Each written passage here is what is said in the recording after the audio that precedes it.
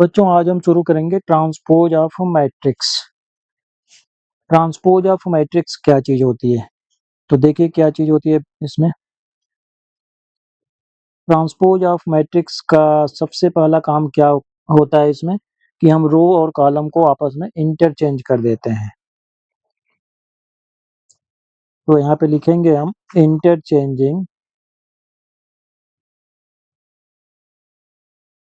Interchanging row with column. वाली चीज तो ए हो गई। अब इसको डिनोट कैसे करते हैं? इट इज डिनोटेड बाई ए के ऊपर हम टी लिखेंगे, ए टू द पावर टी। तो इसको ए ट्रांसपोज पढ़ा जाता है या इसको हम ए डैश भी लिख सकते हैं। ठीक है, तो इसमें यही चीज होती है। हम क्या करते हैं, किसी भी रो को कॉलम में चेंज कर सकते हैं और कॉलम को रो में चेंज कर सकते हैं, और ये चेंज हो जाता है तो उसको हम बोलते हैं कि ट्रांसपोज ऑफ मैट्रिक्स है। जैसे आप देख लो, हमारे पास मान लो कोई मैट्रिक्स ए है, 1 2 3 4। ए तो 2 by 2 का मैट्रिक्स है। तो हमको यदि ए ट्रांसपोज इसका फाइंड करना रहे तो कुछ नहीं करना है, जो भी हमारे पास रो है उसको कॉलम में चेंज कर दो और और कॉलम को रो में चेंज कर दो, तो ये हमारे पास ट्रांसपोज आ जाएगा। ठीक है, इसकी कुछ प्रॉपर्टी होती हैं, ट्रांसपोज ऑफ मैट्रिक्स की कुछ प्रॉपर्टी होते हैं, तो वो चीज मैं यहाँ पे देखते हैं हम लोग कि क्या होता है। तो उसको देखते हैं। सबसे पहले क्या आ गया नीचे, इसको हटाते हैं।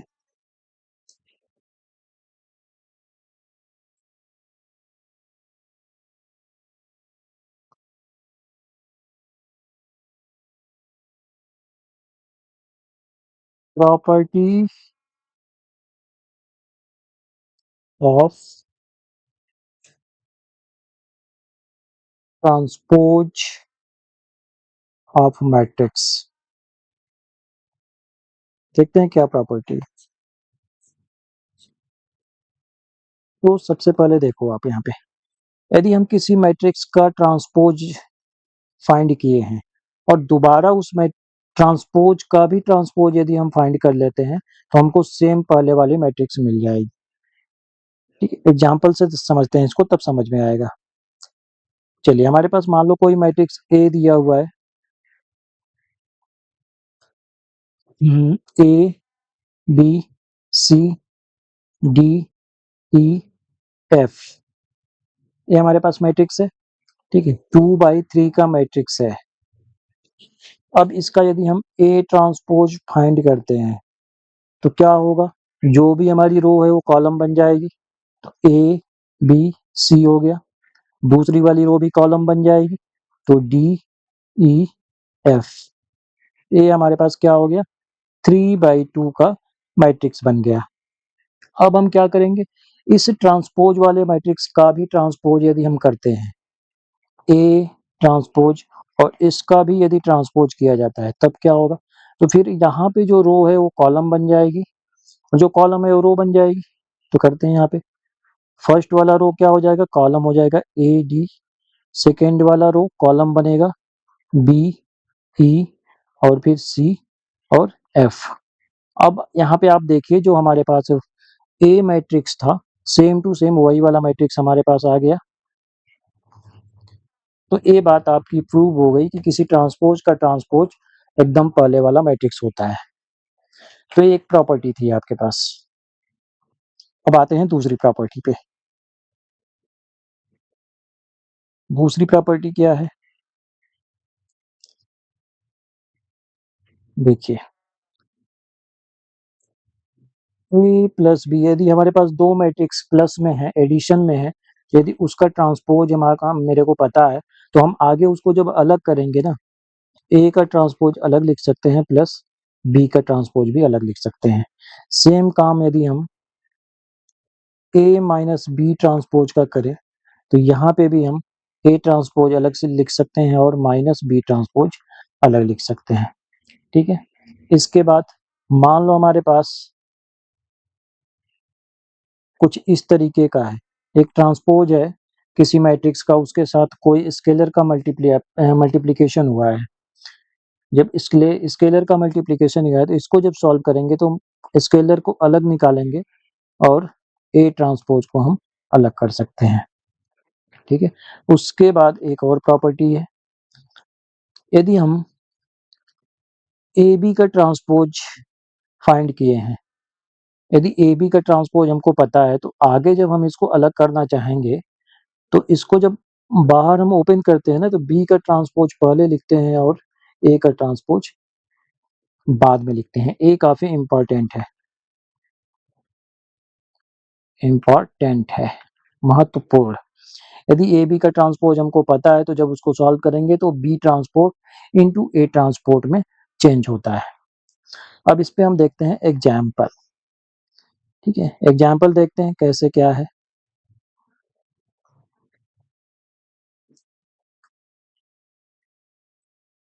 चलिए,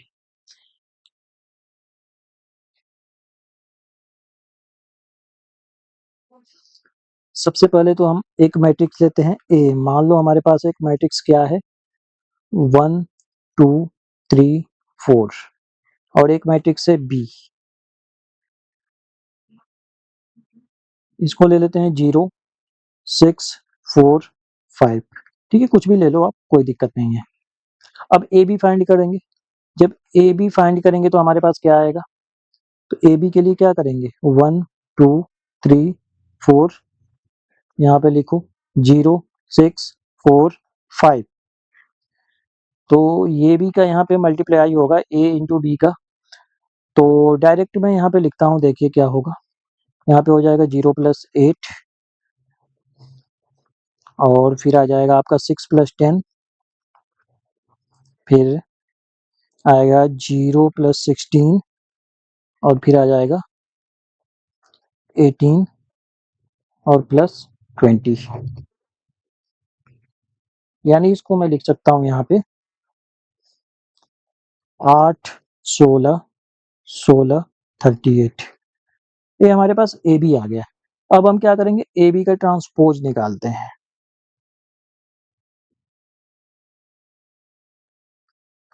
ए बी का ट्रांसपोज क्या हो जाएगा, तो कुछ नहीं, जो हमारे पास कॉलम है वो रो में चेंज हो जाएगा, रो है वो कॉलम में चेंज हो जाएगा। तो कर दो 8 16 16 38। ठीक है, ए बी का ट्रांसपोज हमने यहाँ पे निकाल लिया। देखो यहाँ पे ए बी का ट्रांसपोज और ए बी दोनों सेम ही आ रहा है यहाँ पे, कोई नहीं। अब हम क्या करेंगे, अभी हम ऊपर एक प्रॉपर्टी पढ़े हैं।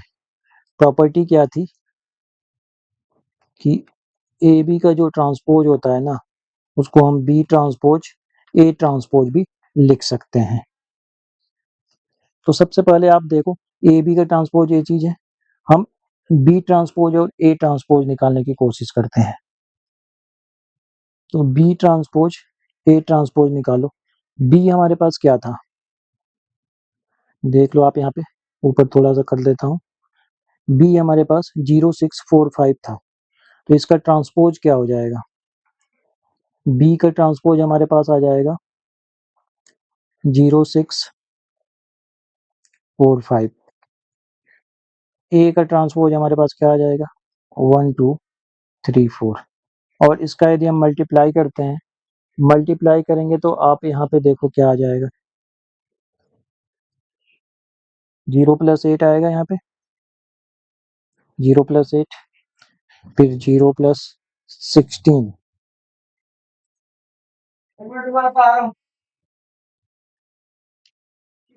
उसके बाद 6 + 10 यहाँ पे हो जाएगा और 18 + 20 यहाँ पे हो जाएगा। देखो आपके पास आया क्या, 8 16 16 38। तो हम ये चीज प्रूव कर दिए यहाँ पे कि जो ए बी का ट्रांसपोज है वो बी का ट्रांसपोज इंटू ए का ट्रांसपोज होता है। वो ठीक है, तो ये प्रॉपर्टी आपको समझ में आ गई। आते हैं एक क्वेश्चन आगे और करते हैं। जो एडिशन सब्ट्रैक्शन था उस पे भी एक एग्जांपल ले लेते हैं। ए क्या आ गया, इसको करो डिलीट।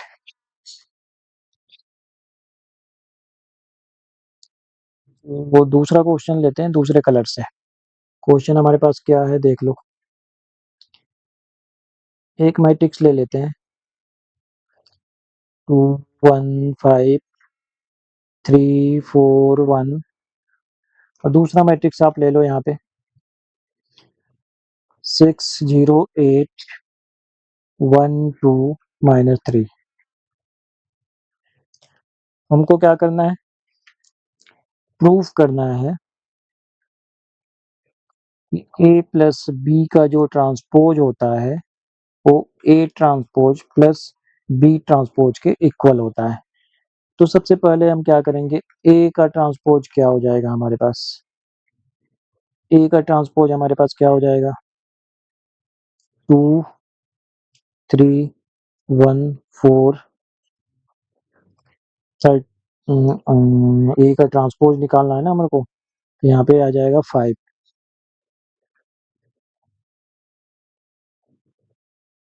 और 1।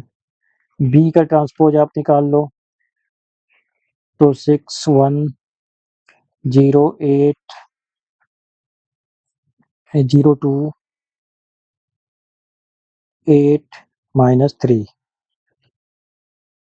अब क्या करेंगे, A transpose plus B transpose करेंगे तो कर दो, क्या आ जाएगा हमारे पास 8 4 1 6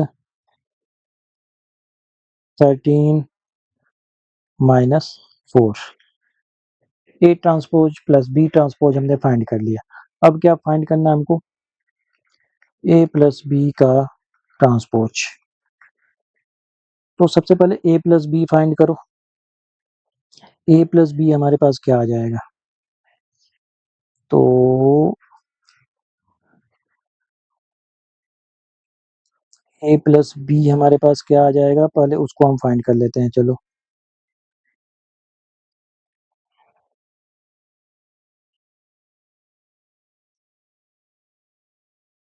तो डायरेक्ट ए और बी के हम करस्पॉन्डिंग एलिमेंट को ऐड कर देते हैं यहाँ पे, देखते हैं क्या आता है। यहाँ पे आ जाएगा 8 1 13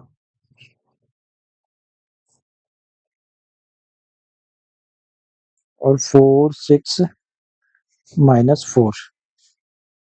अब इसका ट्रांसपोज ले लो यार, तो ए प्लस बी का ट्रांसपोज यदि हम लेते हैं तो क्या आ जाएगा देखो 8 4 1 6 13 -4।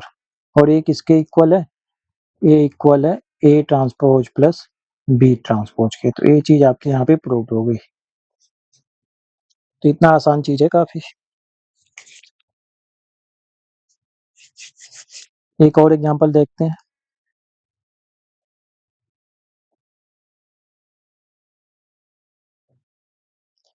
चलिए एग्जांपल एक और देख लेते हैं, किसी और कलर में ले लेता हूं मैं। यदि हमारे पास ए दिया हुआ है 2 -3 4 1 एंड बी का ट्रांसपोज हमारे पास दिया हुआ है 6 1 2 8। तो फाइंड करो आप 2a प्लस बी का ट्रांसपोज। तो देखते हैं कैसे होगा, सॉल्यूशन पे आते हैं। क्या फाइंड करना है, 2a प्लस बी का ट्रांसपोज। तो इसको आगे हम क्या लिख सकते हैं, इसको हम लिख सकते हैं 2a का ट्रांसपोज प्लस बी का ट्रांसपोज लिख सकते हैं। आगे फर्दर इसको सॉल्व करेंगे तो 2 को हम बाहर निकाल सकते हैं और a का ट्रांसपोज प्लस बी का ट्रांसपोज हम कर सकते हैं। ए हमारे पास पता है, उसका ट्रांसपोज हम निकालते हैं सबसे पहले। तो 2 -3 4 1 प्लस बी का ट्रांसपोज क्वेश्चन में पहले ही दिया हुआ है, तो 6 1 2 8 इतना तो हो गया। अब हम क्या करेंगे, इस 2 का जब अंदर मल्टीप्लाई करेंगे तो सारे एलिमेंट के साथ मल्टीप्लाई हो जाता है, तो आपको पता है, अंदर मल्टीप्लाई कर देते हैं इसका। चलिए, यहाँ पे 4 हो जाएगा, यहाँ पे 8 हो जाएगा, यहाँ पे -6 हो जाएगा, यहाँ पे 2 हो जाएगा, प्लस 6 1 2 8। अब फाइनली इसको हम प्लस कर देंगे तो क्या आ जाएगा हमारे पास, 10 9, यहाँ पे आ जाएगा -4 और यहाँ पे आ जाएगा फिर 10, और ये हमारा क्या हो गया, आंसर हो गया। तो ये ट्रांसपोज ऑफ मैट्रिक्स के बारे में सारी चीजें थी। अब इसके आगे वाला जो टॉपिक आता है उसको देखते हैं क्या पढ़ना है। ये था ट्रांसपोज ऑफ मैट्रिक्स। चलिए अब आगे देखते हैं क्या है, या तो आगे हम नेक्स्ट लेक्चर में देखेंगे। ट्रांसपोज ऑफ मैट्रिक्स तो हमारे पास हो गया, ठीक है। तो आगे नेक्स्ट लेक्चर में हमको क्या पढ़ना है मैं आपको बता देता हूँ। यहाँ पे होता है सिमेट्रिक मैट्रिक्स, सिमेट्रिक मैट्रिक्स, और उसके बाद स्क्यू सिमेट्रिक मैट्रिक्स।